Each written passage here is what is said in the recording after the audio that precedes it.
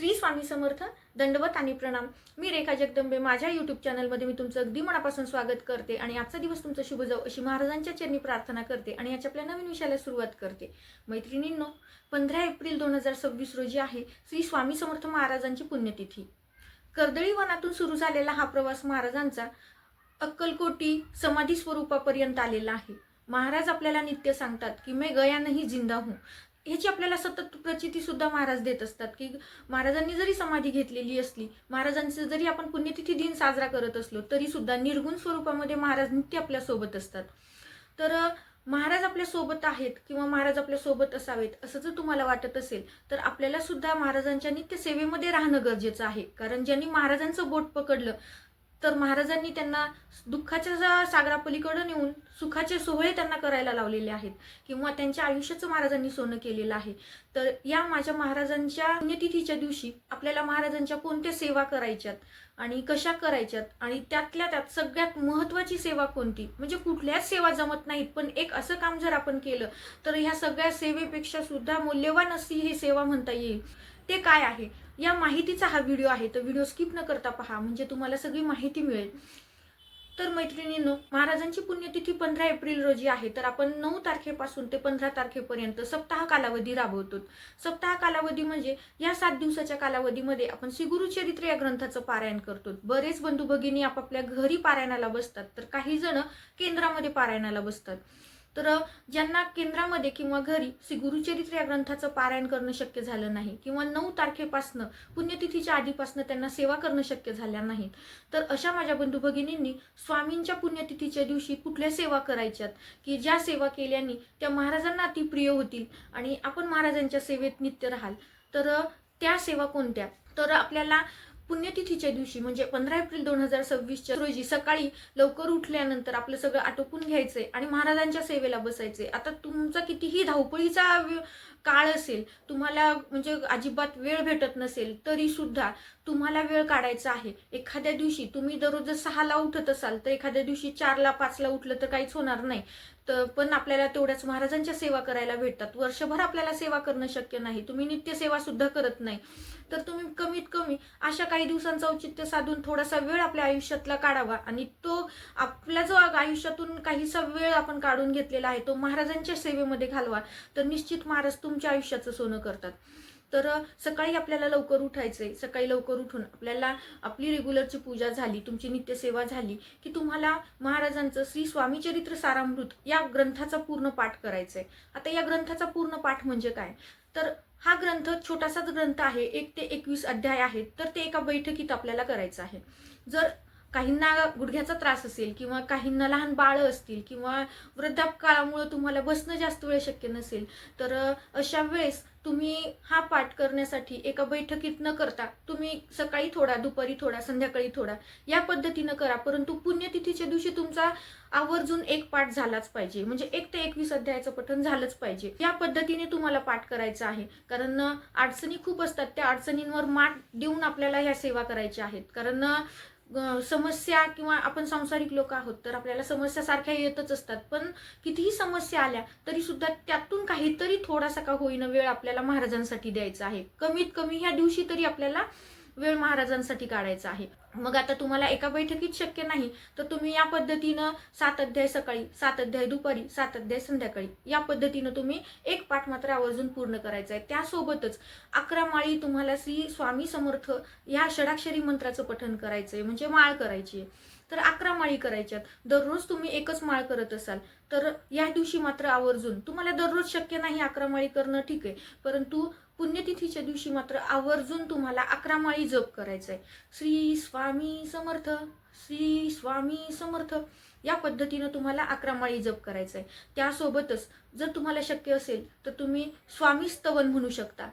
स्वामी स्तवन खूप सुंदर स्तवन आहे आणि जर तुम्हाला ते येत नसेल किंवा तुम्हाला म्हणजे PDF गुगलवरून तुम्हाला मिळेलच, परंतु जर तुम्हाला ते पाठ नसेल किंवा तुम्हाला वाचता येत नसेल तर अशा वेळेस ते तुम्ही YouTubeवरती लावून द्या आणि ते तुम्ही श्रवण करा.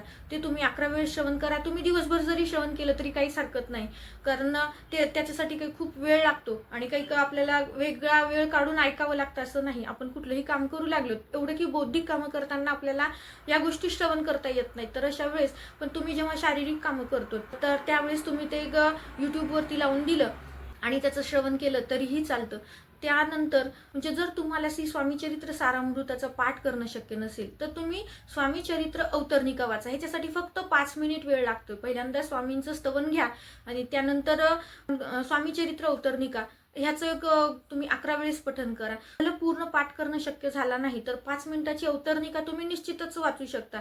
तर एक वेळेस वाचण्यासाठी 5 मिनिट लागतात, तर ते तुम्ही 11 वेळेस जरी त्याचं पठण केलं तरीही चालतं.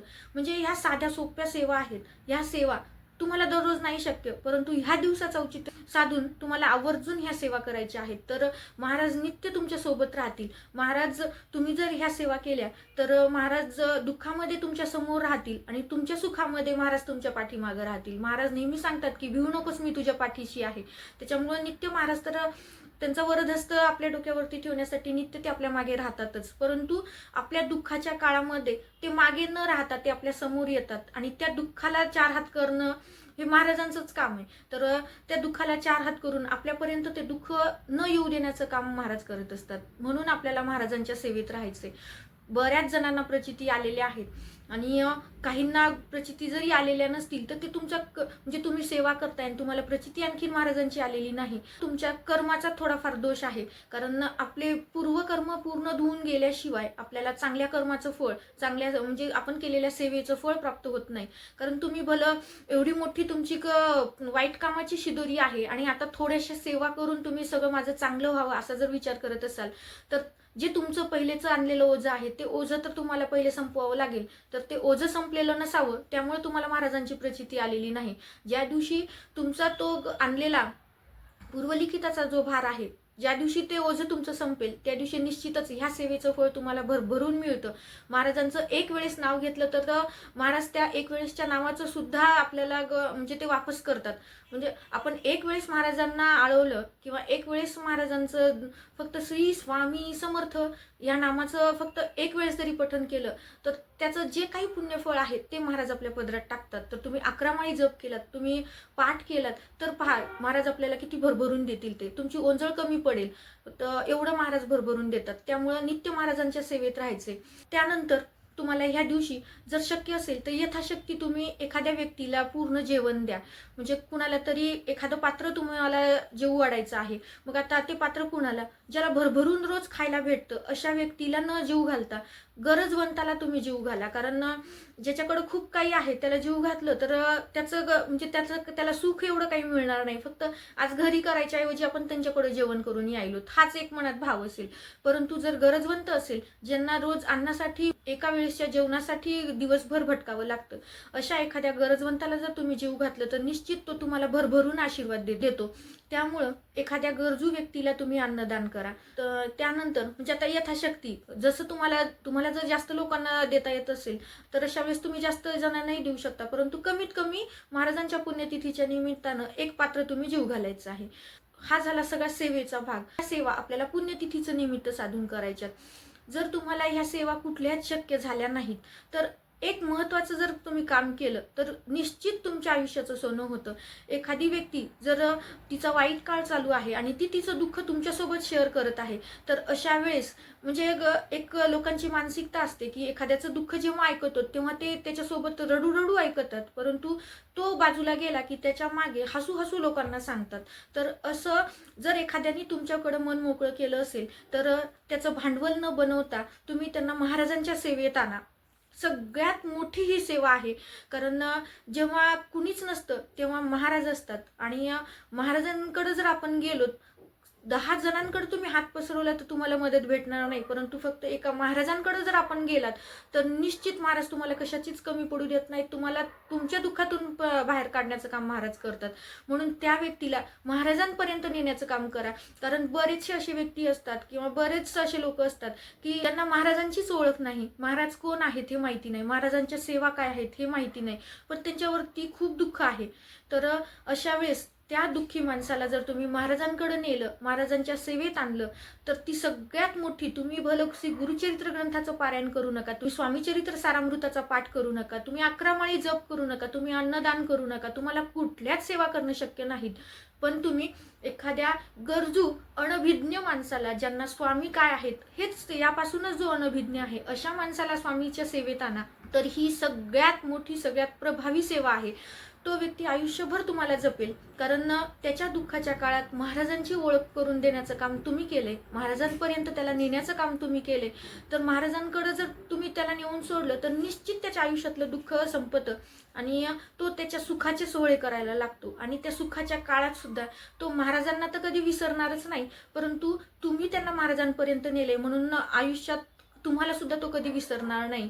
म्हणजे तुमच्या आयुष्यामध्ये एक असा व्यक्ती येईल की तो व्यक्ती तुमच्यासाठी काहीही करायला तयार होईल, कारण त्याला जाणीव असेल की ह्या काळामध्ये त्यांनी मला महाराजांपर्यंत पोहोचवलं आणि महाराजांपर्यंत मी पोहोचलो म्हणून मला आज हे दिवस चांगले दिवस आलेले आहेत. या गोष्टीची जाणीव तो बोलून जरी दाखवला नाही तरी त्याच्या मनामध्ये कुठंतरी या भावना शिल्लक राहतील. त्यामुळं ही सगळ्यात प्रभावी सेवा आहे. जर कोणी दुःखात असेल तर त्यांना महाराजांचं दार ठोठवायला सांगा, त्यांना महाराजांच्या सेवेत आणा, तर तर चांगलं होईलच. त्यासोबतच तुम्ही एक सेवेकरी घडवला याचं सुद्धा तुम्हाला मोठं पुण्यफळ प्राप्त होतं. त्यामुळे ही एक प्रभावी सेवा तुम्ही करू शकता. आता तुम्ही म्हणाल की प्रकट दिनाच्या दिवशी असा दुःखाचा व्यक्ती मला कोण भेटेल, आपल्याला शोधायचं नाही. जर कुणी एखादं अडचणीत असेल तर अडचणी आणि त्याला जर महाराजांची ओळख नसेल, महाराजांच्या सेवा केल्याने काय प्राप्त होतं याची जाणीव नसेल, तर असं अनावधानानं नका होईना एखाद्या वेळेस कोणी आलं तर तुम्ही त्याला सेवेमध्ये घेऊन या, तर निश्चित त्याचं तुम्हाला अनन्यसाधारण फळ प्राप्त होतं. दिलेली माहिती साधी सोपीच आहे, परंतु ही स्वामी पुण्यतिथीच्या दिवशी आपल्याला आवर्जून म्हणजे ह्या सेवा केल्या तर निश्चित आपल्या आयुष्यात आपण आनंदाचे सोहळे करू शकता. त्यामुळं खूप महत्त्वाची सुद्धा आहे. त्यामुळे मी तुमच्याशी शेअर केली. आवडली असेल तर लाईक करा, शेअर करा. आपल्या चॅनलवरती नवीन असाल तर चॅनलला सबस्क्राईब करायला मात्र विसरू नका. झालेली सेवा मी महाराजांच्या चरणी रुजू करते आणि हा व्हिडिओ इथंच थांबवते. श्री स्वामी समर्थ. दंडवत आणि प्रणाम.